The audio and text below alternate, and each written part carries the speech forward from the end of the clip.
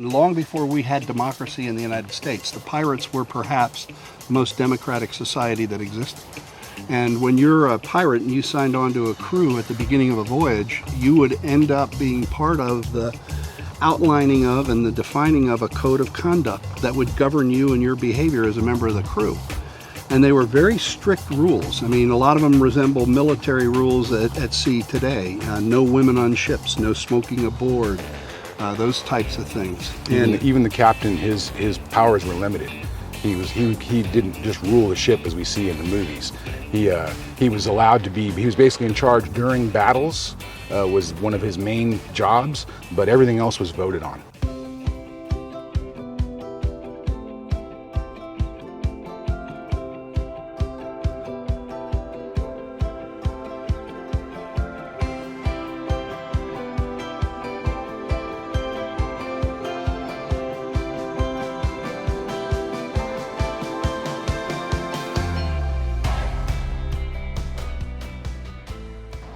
Welcome to Coast with Kathryn, and I'm excited to have you here today, and we're going to have a history lesson. But before we go too far off, I wanted to answer those three questions I asked you previously. So let's review them. Number one, what is one of the places that has 500 years of recorded history?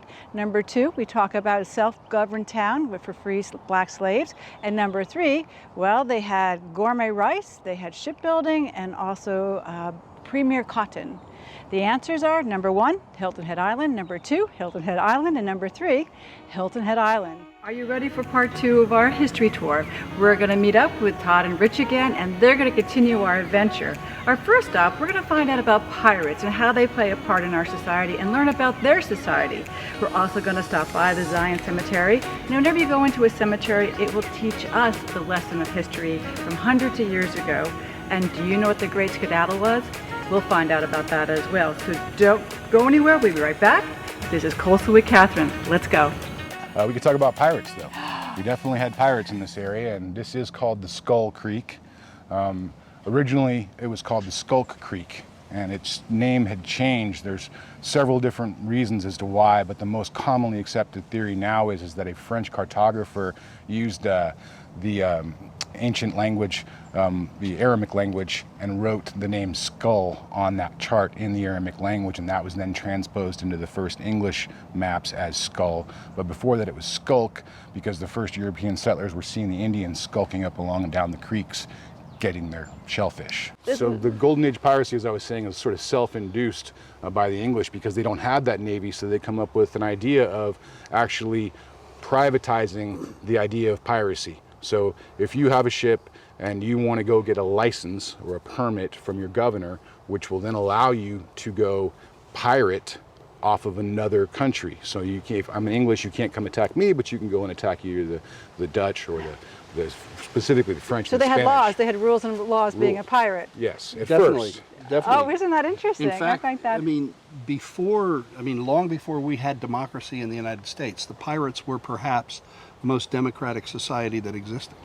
And when you're a pirate and you signed on to a crew at the beginning of a voyage, you would end up being part of the outlining of and the defining of a code of conduct that would govern you and your behavior as a member of the crew.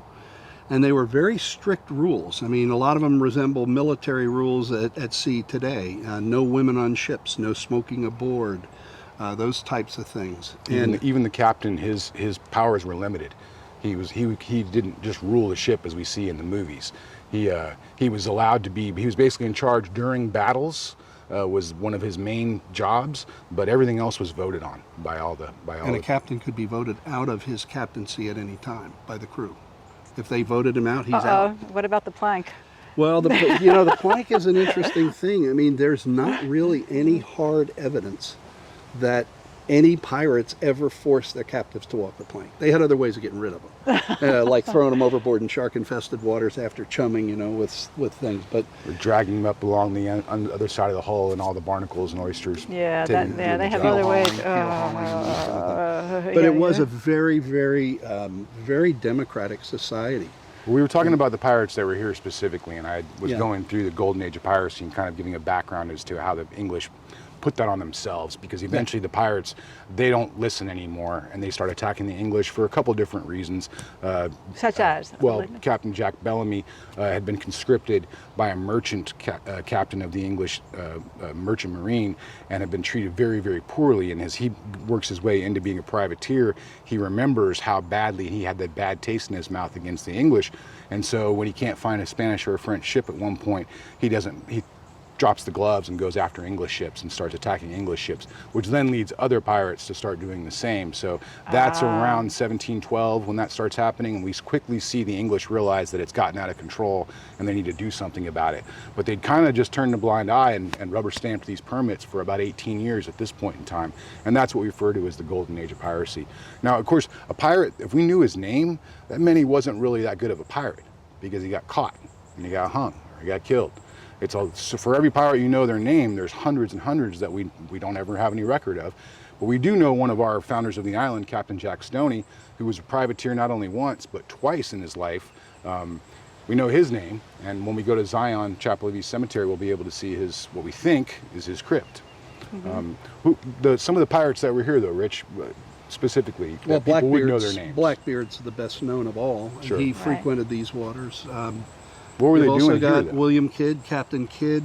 You've got... He came down? Captain Kidd was here. Oh, my goodness. I remember. You also have Calico Jack Rackham, Stede Bonnet, the gentleman pirate, Charles Vane, who is like the pirate that all pirates hated because he was so abusive of the code of conduct of the pirates. He was a psychopath. He was a psychopath. He really was a psychopath. Anyway, so we had them all. We had all of the really notorious ones, as Todd said, that are known because they got caught and hung. But the two that probably were the most intrusive in these waters of the English pirates were Blackbeard, Edward Teach, and then this other guy, Stede Bonnet. And they actually laid siege to the harbor of Charleston in 1718, captured a whole bunch of ships that were trying to bring people from Charleston to England and vice versa, held them hostage and demanded a ransom from the city of a barrel of mercury.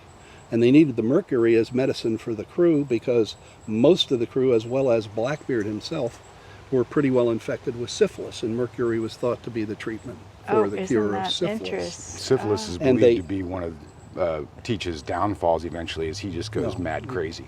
Yeah. And he does what the pirate captain can never do. The mortal sin for a pirate captain was to maroon one or all of your crew members.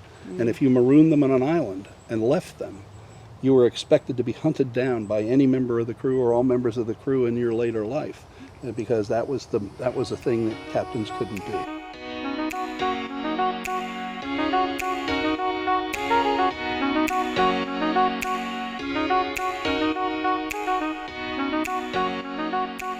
And we just arrived at our next stop, and here we are. We're at the Zion Cemetery, the Baynard Mausoleum, and this has a lot of history as well. So please start with us, Rich. What is so Kathryn, I mean, significance? the significance of this spot is that it's the island's only site that has direct visible vestiges of the Revolutionary War period. And we have 4 Revolutionary War patriots that are either interred or memorialized in this cemetery. And outside of Charleston City, on the whole coast of South Carolina, this is the largest collection of Patriot Memorials in any one place. So that's a significant fact about it. This property is owned by the Heritage Library and managed by the Heritage Library. And they're a local organization into history research, genealogy research, and historic site preservation.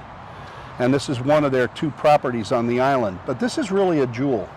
It's called the Zion Chapel of East Cemetery because in that wooded area on the far side of the cemetery grounds stood a chapel. And the chapel was here from 1786 as it was being built, completed in 1788, and it stood in that location until somewhere around 1868 to 1869. And I say it stood there until then because after that it was gone. There were no remains of it, no bricks, no boards from Just the building. left. Not a hurricane took it down. Not a hurricane. It was probably dismantled by the freedmen that were still on the island after the Union Army left, and they were going to use the materials more than likely to make their own homes better. But there were continuous services in that chapel from 1788 until 1861. And 1861 was when the Union invaded the island, and all of the planters, most of the families represented here are planter families from Hilton Head.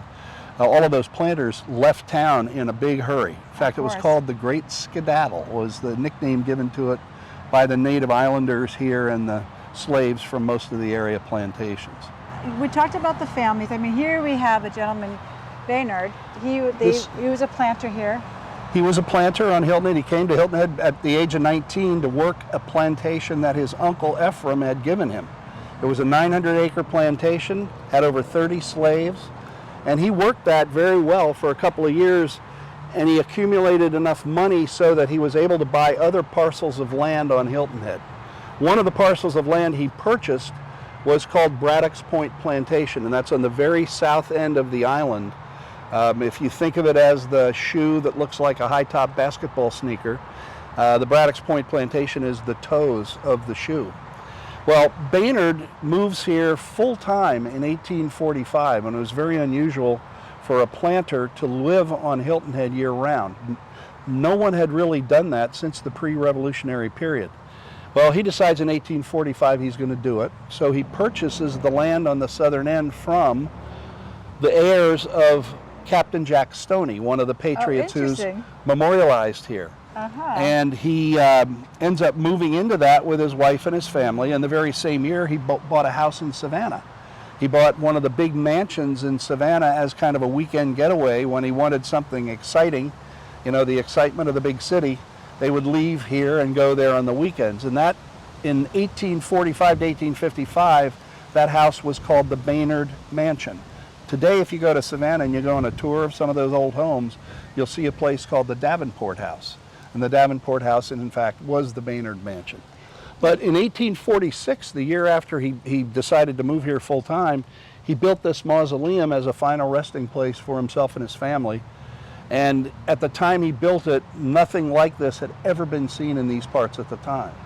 And it's made of stone that isn't found anywhere other than the Northeast, basically. And it was quarried up there, cut, put on barges, floated down the Potomac River to the Chesapeake Bay, put on ocean-going barges there, taken to Savannah, unloaded in Savannah onto smaller barges that could come up these creeks, these backwater creeks. And that brought the materials to the banks of Broad Creek immediately behind where the mausoleum stands today. And the same crew of stonemasons that had cut the stone up there reassembled it here on this spot. Well, he didn't know when he built it in 1846 that he'd need it 3 years later. And he becomes the first interment, the first resident of the Baynard Mausoleum in 1849. There's nobody in it right now, though. Right. Right, there's nobody. Yeah, there are no remains, because what happened was that this cemetery was fairly heavily vandalized, possibly a lot of grave robbers that would have been in here looking for wealth. And somewhere around the turn of the century, this is broken into. Wow. And we have this wonderful newspaper article from 1901 that talks about a physician from Beaufort who's heading to the land that the Beaufort Gun Club owns, which is Leamington Plantation today. And he's riding his horse down the dirt track that is this big busy highway today. Yeah. And he looks over, he sees the door is broken and hanging from its hinges, rides his horse in to get a closer look, and as he gets close to the mausoleum, he sees that coffins are strewn all around the grounds. He said 5 of them were of wood and 2 were of iron, and one of the iron coffins was cracked open, revealing the skin of the person inside. So he rode up to that coffin, looked down, and there's a glass faceplate in the iron coffin top, and he saw the hair of a woman, the long blonde hair of a woman who must have been a beauty in real life, is what the article said. And being a doctor, he's curious, so he got off his horse, bent down, reached through the crack in the coffin, and touched her skin, and said her skin was as supple as if she had been buried the day before. Wow. I think he was a twisted doctor. He might have been. There's a fantasy of some sort, but I can understand that, I don't know what to say. That curiosity, yeah, maybe. One more thing over here, Sarcophagus right behind us. That's right. And Jack Stoney, as you may recall, was the privateer that we consider to be one of the earlier founders of the island. He was a character. He definitely was. He was going into battle all the way up towards the end of his life, and he actually dies in what's now called Hilton Head Plantation in a hunting accident. He and his friend were out hunting, and he dropped his musket, and it blew his face off, and it was nasty.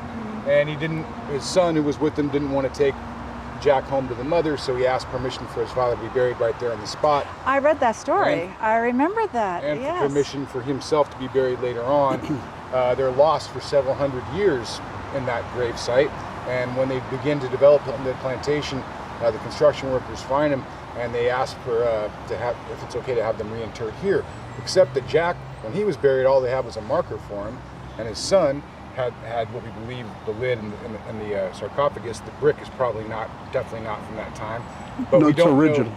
The brick is original. It's all original materials I thought from. just the slab. Thank Nope. you. See, I learn Nope. something every day myself. Yeah, I'm going to Yeah. take a peek here. But we don't know who's actually in there because his son and he were both buried in Hilton Head Plantation. Right next to one another, as a matter of fact. Okay. And yet we only have one marker here. That's interesting. Right here, you can see there on the face, it's all written. James Stoney. I wish I could read this. I think we need to have the paper and the etching here. I want to thank you so much for joining me at Coastal with Kathryn. I hope you enjoyed the show. I enjoyed it so much because of the history lesson that we received. Now do me a favor, if you'd like to hear more of these stories or see them on my YouTube channel, I need your help. Please like and subscribe to our channel so we will bring you more stories. And also, I want to hear where you'd like me to go. There's lots of coastlines in our country, and if you have a favorite place, do share that with me as well. So I want to thank you for joining me, and I'll see you next time at Coastal with Kathryn.